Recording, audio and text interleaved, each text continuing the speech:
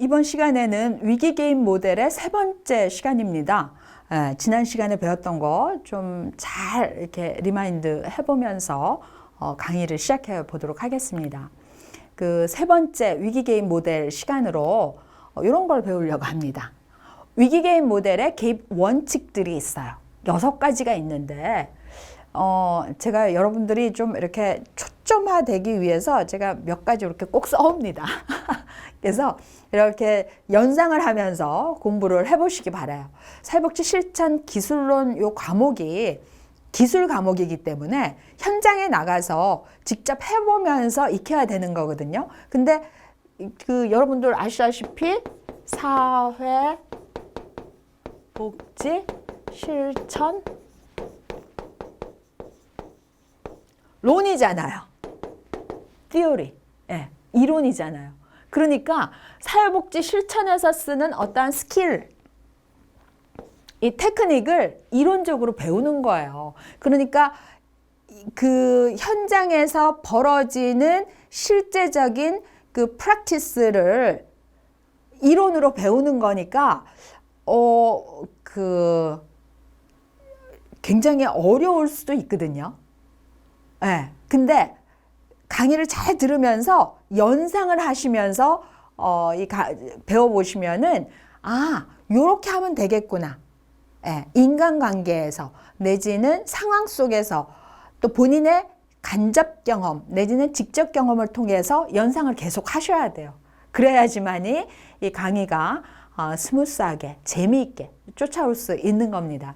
제가 중간중간 이렇게 설명을 합니다. 그래서 위기 개입 모델에 6가지의 어떤 원칙들이 있는데 하나하나 좀 살펴보겠습니다. 그 클라이언트가 위기에 딱 들어갔어. 위기에 직면했어. 이랬을 때는 클라이언트가 막 허둥지둥대고 어쩔 줄 몰라 하고 정신이 없고, 그렇죠? 이런 상황이겠죠? 혼돈스럽고. 이랬을 때 이제 그 기관에 도움을 요청하는데 누구인가 도움을 요청하는데 막 생각이 안 나요. 그래서 마구잡이로 뭐 3개, 4개, 5개 뭐 이런 기관에다가 다 알려놔. 그러면은 거기에서 연락 오는 것만으로도 굉장히 버겁겠죠. 이러한 상황일수록 뭐예요? 머리가 차가워야 돼요. 이성적으로. 어느 기관에 연락해야 될지, 어디에 의뢰해야 될지 단순화시켜서 거기하고 간단하게 커뮤니케이션 할 수 있도록 도와야 됩니다. 그래서 우선순위를 정해서 한 곳에 의뢰하는 게 굉장히 중요해요. 생각을 해보세요. 여러 군데 펼쳐놓으면은 그 커뮤니케이션이 그 하루, 이틀, 사흘 이렇게 갈수록 복잡해져가지고 함수 관계가 엄청 얽히게 되는 거죠. 복잡한 거죠. 그러면은 위기 상황인데 클라이언트를 더 복잡한 커뮤니케이션 통로로 밀어놓으니까 위기 해결될 수 있는 가능성이 점점 낮아질 수 있다라는 거죠.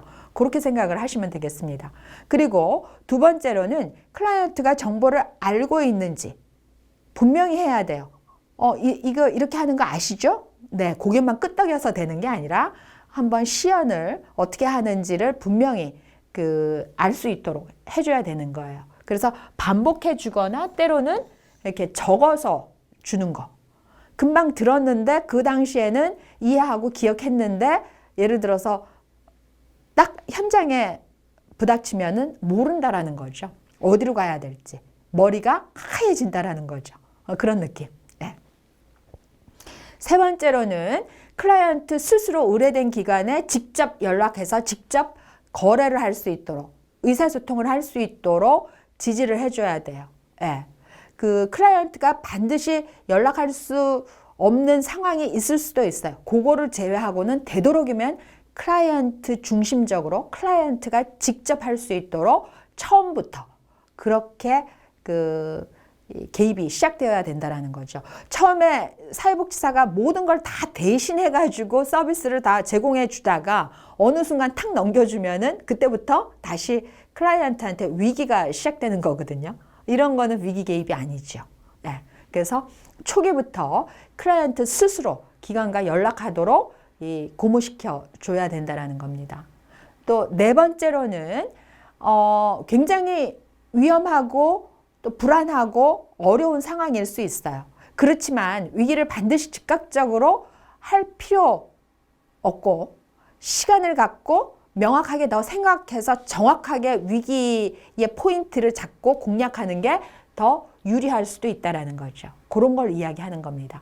그리고 의뢰를 하기 전에 클라이언트가 치료에 적극적으로 참여하는 의지, 동기, 힘, 이게 어디까지인지를 확인을 해야 돼요.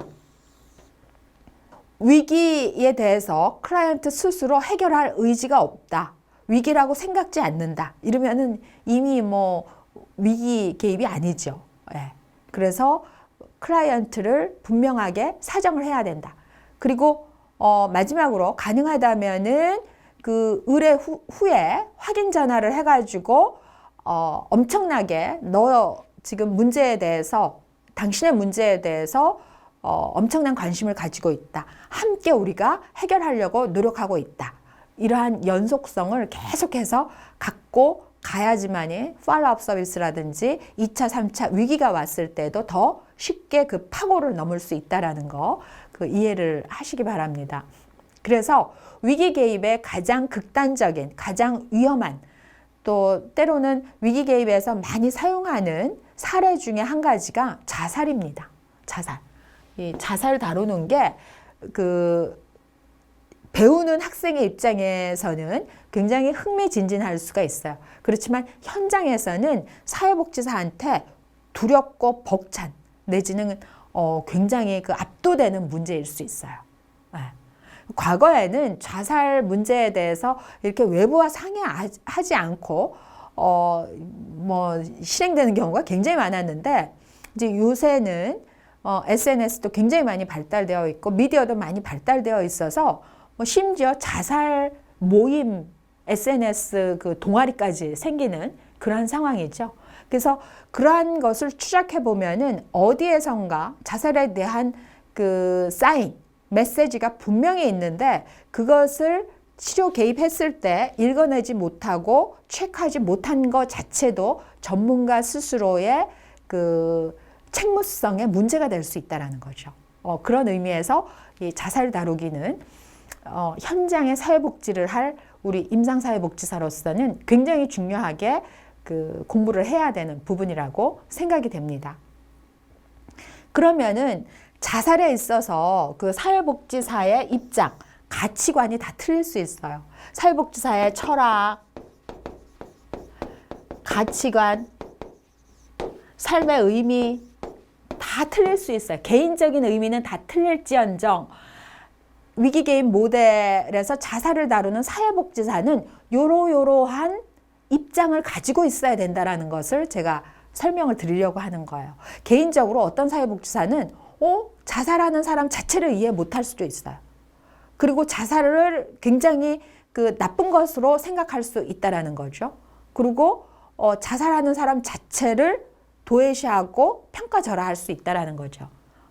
이러한 개인적인 입장 말고 사회복지 전문가로서의 자살하는 사람이 어떻든지 간에 어떠한 입장을 가져야 되는지를 정리를 해온 겁니다.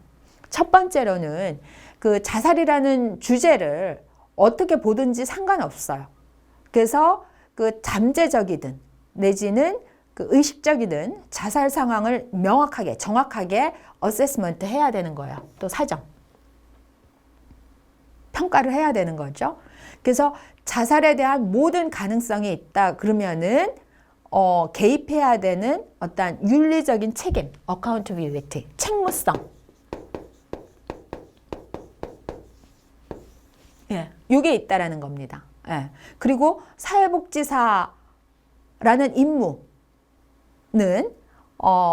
할 수 있다면 최선을 다해서 생명을 구하는 겁니다. 예. 아무리 미운 범죄자라 그래도, 아무리 악한 사람이라 그래도, 예, 생명을 구하는 일이 첫 번째라는 거죠. 예. 그래서 제가 사회복지 실천 기술론 첫 번째 주, 두 번째 주에 그 사회복지 실천 기술에 있어서 이해, 전문가로서 어떠한 그 지식과 가치와 기술을 펼쳐내야 되는지, 또 기초 기술로서는 어떤 것을 유지하고 있어야 되고 알고 있어야 되는지, 이런 것들에 다 그 생명 중심의 원칙, 생명이 하이어라키상 가장 위에 있다라는 거, 가장 중요하다라는 거. 어떠한 상황 속에서 생명을 잃는 거에 대해서는 막아야 되는 거. 이런 게 그 중요한 가치라는 거, 입장이라는 거, 전문가의 그 우리의 의견이라는 것을 분명히 하셔야 된다라는 겁니다. 자살의 본질에 대해서 한번 좀 생각을 해봅시다. 그 인간이 살아가면서 그 삶이 행복하고 기쁘고 하지만 누구나 잘 이렇게 흘러오다가 위기에 빠질 수 있어요. 확 나락으로. 그쵸? 그 나락이 어디인지 모르고 끝이 모르고 계속해서 떨어지겠죠? 이때 누구나 문제를 가질 수 있다라는 그러한 생각을 갖고 있어야 되고, 자살하려는 사람은 그들의 문제에 대해서 그 대응 방법이 자살밖에 없다라고 생각을 하는 겁니다. 그래서 그 자살을 제외하고는 어떠한 선택의 가능성이 없기 때문에 이게 마지막이고 본인이 생각해낼 수 있는 가장 합리적이고 적합한 방법이라고 생각해서 자살을 초이스한다라는 거죠. 자살의 본질에는 또 이런 게 있습니다. 대부분 자살하려고 하는 그 생각들이 비교적 그 전에는 뭐 아무 문제가 아니었었어요. 잘 그 적응하고 잘 일을 수행해 왔어요. 안정적인 상태였어요. 근데 강력한 자살 충동을 느끼는 순간 한번 느끼고 이 길밖에 없다라고 거기에 이렇게 몰입돼 가지고 거기에 빠져드는 순간, 제가 늪이라고 이야기할 수 있는데, 늪. 여기에 빠져가지고 더 이상 나올 수가 없어. 이 사다리가 없는 한. 사다리를 빨리 넣어줘야 되는데 이게 위기개입 모델인데, 강력한 자살 충동을 느끼는 경우에 미래에 대한 진정한 희망이나 대안, 이런 걸 생각해낼 수 없는 거죠. 그러면 이 사람이 처음부터 진정한 희망이나 대안이 없었느냐? 아니에요. 예전엔 굉장히 즐겁게, 굉장히 그 신나게 살았었어요. 여러 가지 꿈도 많았어요. 근데 어느 순간 그게 기억이 하나도 안 나는 거죠. 오로지 자살밖에. 그리고 또 자살의 본질 중에는 견디기 힘든 어떠한 감정, 또 육체적인 고통, 이것에 벗어날 수 있는 어떠한 방법도 자살 외에 없다라고 이렇게 결론 지어지는 겁니다. 그래서 자살 시도하는 어떠한 사인, 징후를 아셔야 됩니다. 그래서 슬픔, 또 우울증, 신경증에 이렇게 시달리거나 여기에 계속해서 삶이 휘말려 들어가게 되는 거죠. 그리고 두 번째로는 평소와는 다르게 머리도 안 감고 세수도 안 하고 옷도 빨지 않은 옷 입고 단정치 못한 외모가 있습니다. 요즘은 마스크 쓰고 모자 푹 눌러 쓰고 그냥 이렇게. 또 세 번째로는 미래에 대한 절망감, 비관적인 태도를 계속해서 표현을 해요. 입만 열면은 희망, 다 그렇게 희망 없이 산다. 비관적인 태도. 또 다섯 번째로는 자신에 대해서 항상 부정적인 감정, 나쁜 감정, 못한 거, 이런 것만 이렇게 생각이 나는 거죠. 그리고 마지막으로는 그 자기가 굉장히 아끼고 소중하게 여겼는데 그게 더 이상 의미가 없어요. 그래서 그 자기가 소유했던 소중한 물건들을 함부로 이렇게 굴리기 시작하고, 어떤 때는 그냥 잊어버리고 버리고 이렇게 됩니다. 그래서 자살 위험이 높은 사람은 어떤 사람인가? 그 최근에 중요한 손실을 경험한 사람. 이건 갑작스럽게 그 수십억 대의 빚을 지게 된, 빚을 떠안게 돼가지고 거기에 압도돼서 더 이상 해결 방법이 하나도 생각 안 난다. 이랬을 때 그 자살 위험이 높은 경우 많이 보시고 뉴스를 통해서도 많이 들어왔죠. 또 이전에, 이게 중요해요. 예전에 자살 시도한 사람. 그 문제 해결 방법이 자살이라고 생각해서 예전에 자살을 시도했는데 그 불발로 끝났어. 근데 그게 끝이 아닙니다. 계속해서 시도할 수 있는 그 가능성이 있기 때문에 예전에 자살을 시도한 경험이 있는지 없는지, 요것을 있는지, 요것을 체크하도록 하죠. 이게 중요합니다.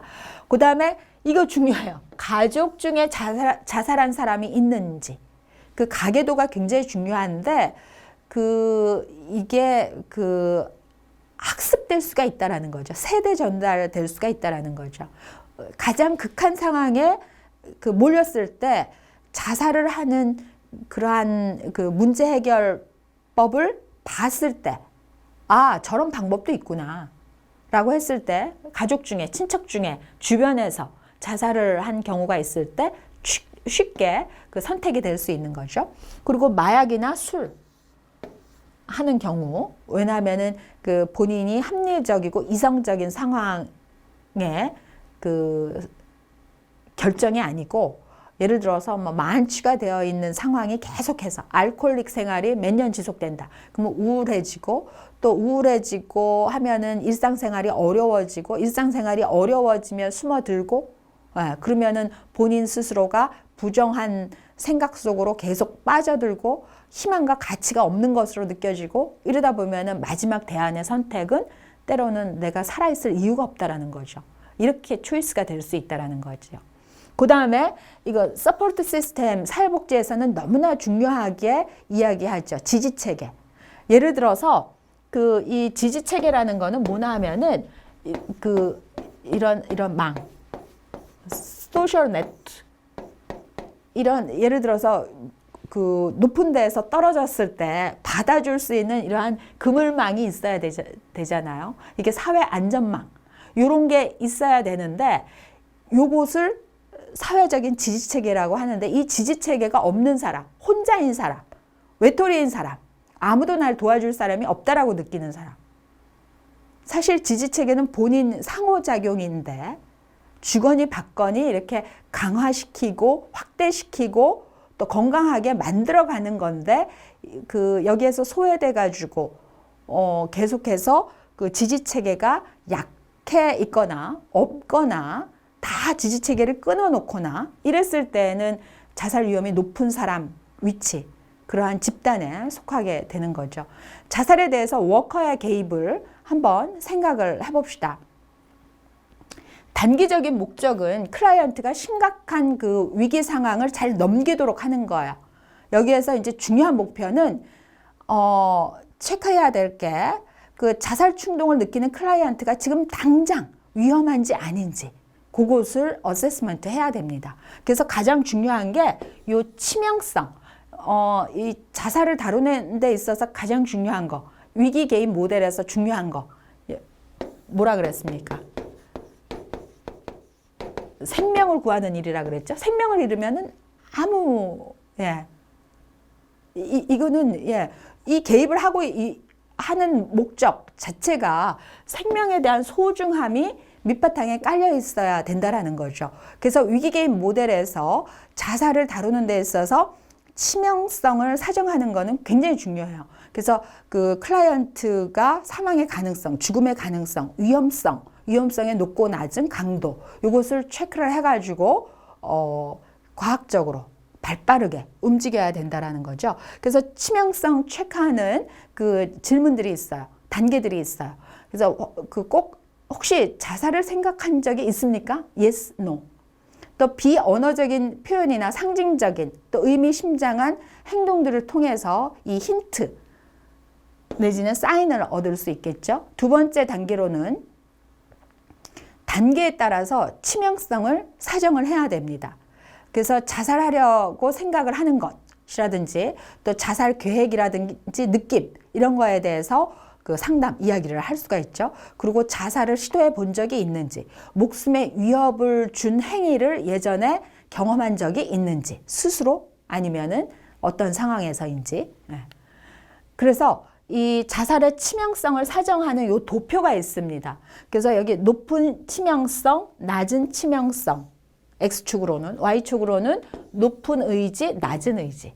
그래서 요 레벨 1, 요게 굉장히 치명성도 높고 자살의 의지도 높고 이랬을 때 가장 위험하겠죠.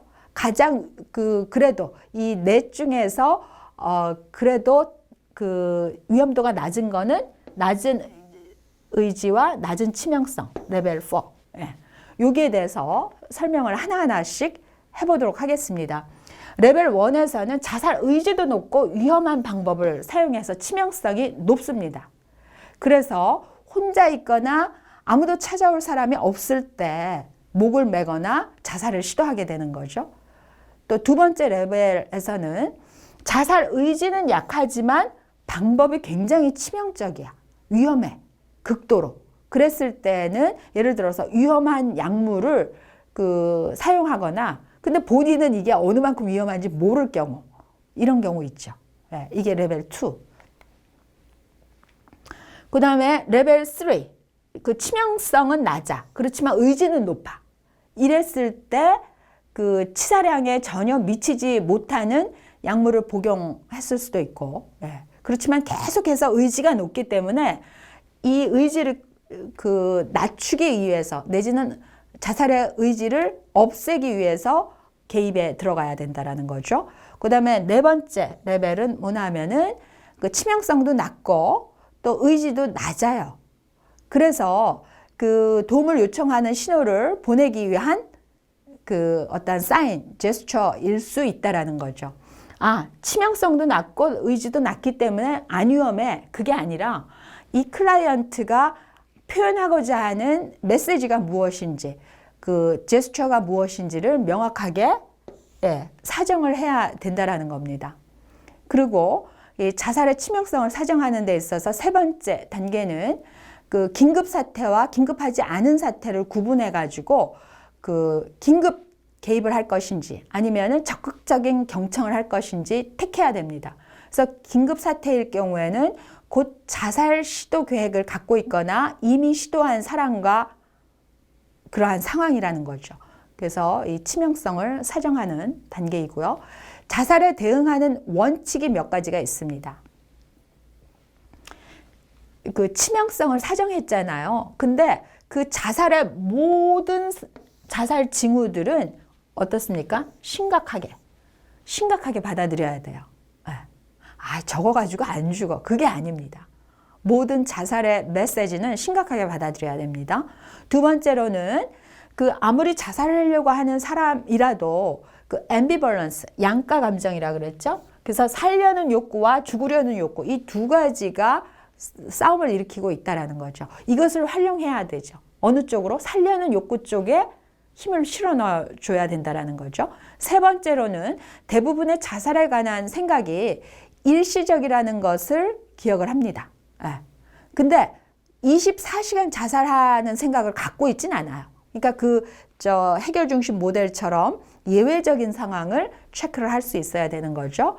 그 다음에 왜 그 사람이 그 삶이 고통스러운지 그 삶의 그 패턴, 유형을 이해하려고 노력해야 된다라는 거죠. 그리고 면밀한 인터뷰라든지 상담이라든지 또 어떠한 점검, 모니터링을 통해 가지고 자살을 늦출 수도 있고 완화할 수도 있고 딜레이 시킬 수도 있고 그 사이에 문제 해결의 기회, 시간을 벌을 수 있다라는 겁니다. 그래서 의뢰는 자살 위기에 있는 사람들이 이러한 정신과 의사라든지 정신의료 사회복지사라든지 또 여러 가지 심리 상담을 할 수 있는 전문가와 만날 수 있도록 해줘야 되는 거죠. 그리고 전화 상담이 자살인 경우에는 굉장히 많습니다. 그래서 전화 상담 자살 전문가 이런 특별한 훈련 코스가 있죠. 그리고 사람들이 진정으로 관심을 가지고 있다라는 것을 계속해서 너는 혼자가 아니다 라는 것을 메시지를 줘야 됩니다. 근데 이 위기 개입 모델에서 자살을 다룰 때 워커 스스로도 자기 자신을 보호하기 위한 어떠한 장치가 필요하죠. 자살의 경우에는 경험이 있는 동료라든지 워커 또는 슈퍼바이저 내지는 자살 전문기관의 트랜스퍼 내지는 컨설턴트를 구할 수 있습니다. 자문을 구해야 되는 거죠. 그 다음에 자신의 슈퍼바이저가 가능한 한 빨리 그 자살 상황에 관여할 수 있도록 해야지 풋내기 그 사회복지사가 계속해서 그 사건을 오랫동안 쥐고 있어서는 안 된다라는 거죠. 그리고 자살한 사람들의 그 유가족에 대해서도 여러분들 알고 있어야 되는데 정서적 도움을 제공해야 될 경우가 굉장히 많습니다. 자살한 사람 말고 남겨진 사람, 그들에 대한 도움입니다. 죽음 뒤에는 어떤 슬픔이라든지 양심의 가책, 분노, 당혹감, 수치심 이런 것들을 굉장히 많이 느껴요. 그래서 이런 것들을 알고 적극적으로 경청하고 고통을 인정해 주는 게 무엇보다 중요합니다. 그래서 지금까지 그 위기 개입 모델에 대해서 3시간에 걸쳐서 여러분한테 강의를 했습니다. 이 위기 개입의 그 의미, 또 위기란 무엇인지, 사회복지사로서 가져야 될 위기 개입에 대한 철학뿐만 아니라 위기 개입의 목표, 과정, 또 개입 기법에 대해서 그 예를 들어서 설명하면서 특히 자살에 대해서 예를 들어서 그 위기 개입 모델에서 어떻게 연동돼서 개입해야 되는지를 설명을 드렸습니다. 이것으로 위기 개입 모델을 마치도록 하겠습니다. 감사합니다.